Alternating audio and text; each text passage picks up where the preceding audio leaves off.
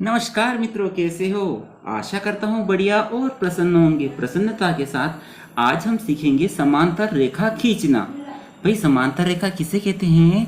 तो समांतर रेखाएं वे रेखाएं होती हैं जो एक दूसरे को कभी नहीं काटती, यानी कितना भी उनको आगे बढ़ाओ वे एक दूसरे को कभी नहीं काटती और प्रत्येक बिंदु पर उनके बीच की दूरी, उनके मध्य की दूरी समान होती है।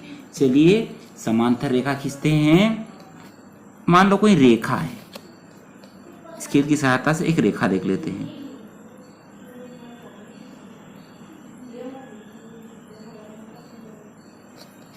यह एक रेखा है जिसका नाम हम रख देते हैं एल। ठीक है, यह एक रेखा है। इसके समांतर एक रेखा खींचनी है जो कि इसके बाहर एक बिंदु स्थित है ए। यहां पर एक बिंदु स्थित है ए, यहां से गुजरेगी वह रेखा जो कि रेखा एल के समांतर होंगे। आप कहोगे कि सर स्केल की सहायता से इसे भी खींच लेते हैं, इसे भी इसे आगे बढ़ाकर यहां खींच लेते हैं। तो ऐसा संभव नहीं। क्यों संभव नहीं है? यदि एक बिंदु और रहता तो हम दोनों को मिलाकर एक रेखा खींच सकते थे, लेकिन तो अकेले बिंदु से हम रेखा नहीं खींच पाएंगे। तो क्या करें? तो एल रेखा पर एक बिंदु आप ले लीजिए कहीं पर भी। ठीक है, ये हमने यहां ले लिया, इसका नाम आप रख दीजिए बी, रख दीजिए। ठीक है, अब ए और बी को स्केल यानी पटरी की सहायता से मिला दीजिए। तो साहब ये हमने मिला दिया।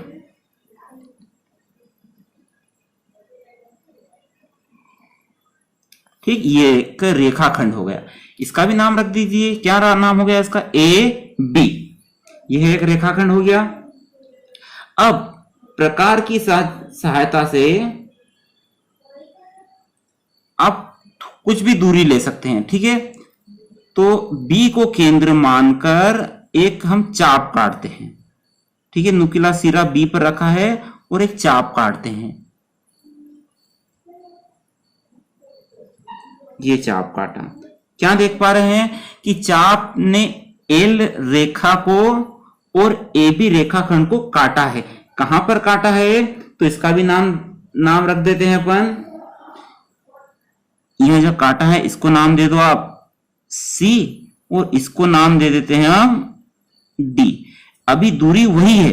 अब ऐसी की ऐसी प्रक्रिया हम इधर कर देते हैं। ए को केंद्र मानकर पुनः इस प्रकार का ही एक चाप काट लेते हैं। आपको दिखाई नहीं दिया होगा ढंग से। ठीक है, ये चाप हो गया। अब इस चाप का नाम आप रख सकते हैं ए बी सी डी। तो इसका नाम रख दीजिए आप ई और एफ। ठीक है, क्या किया मैंने? एक समान दूरी का चाप जो यहां काटा वैसे की वैसी दूरी का चाप मैंने ए को केंद्र मानकर काटा। चाप ई एफ ए बी रेखाखंड को यहां काट रहा है, इसको नाम देते हैं हम जी। ठीक है, अब यहां देखना है, समझने वाली बात है कि यह रेखा डी से सी के बीच की दूरी जो रहेगी वो यहां पर भी रहेगी। तो आप सी पर नुकीला हिस्सा रखिए और डी के तुल्य इसको चाप को बराबर कीजिए, उतना खींच लीजिए। तो मैंने डी बिंदु के बराबर इसको खींच लिया है। ठीक है, दूरी पहले जैसी नहीं रही अब। ठीक है, अब कैसे रही है? सी से डी के बीच की दूरी तक के चाप के बराबर मैंने इसको रख लिया है। अब वैसे ही अब जी को केंद्र मानकर एक चाप काटिए आप। ई एफ चाप पर एक काटेंगे तो आपको यह ई एफ पर यहां कटेगा। इसको नाम दे दीजिए एच। ठीक है, और एच और ए को मिलाकर एक रेखा खींच दीजिए। ये एच और ए को मिलाकर हम एक रेखा खींच देते हैं। ठीक है, यह रेखा, इसका नाम दे दीजिए आप रेखा एम। आशा है आप स्केल और प्रकार की सहायता से समांतर रेखा बनाना सीख गए होंगे। वीडियो अच्छा लगा हो तो लाइक कीजिए और चैनल पर नए हो तो सब्सक्राइब कीजिए। जय हिंद, जय भारत, वंदे मातरम।